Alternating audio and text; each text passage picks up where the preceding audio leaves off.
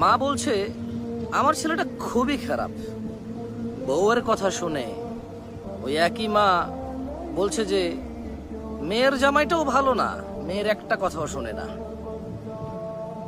বোন বাপের বাড়ি এসে বলল যে ভাইটা আগের মতো নেই, খারাপ হয়ে গেছে, তত্ত্ব তালাশ করে না, দাওয়াত দেয় না, খোঁজ খবর নেয় না, ঈদ চাঁদ কোরবানি যায় জামা কাপড় দেয় না, একটু দাওয়াতও করে না, একটু বিপদে পড়লে হেল্প করে না।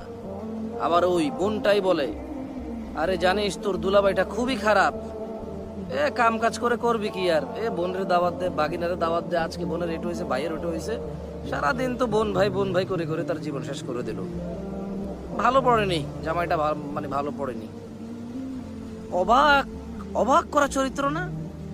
মা তার ছেলের জন্য যে চরিত্রকে অপছন্দ করে, ঘৃণা করে, বদদোয়া করে, কিন্তু মা তার মেয়ের জামাইয়ের জন্য এমন চরিত্রের আকাঙ্ক্ষা করে এবং কামনা করে, দোয়া করে।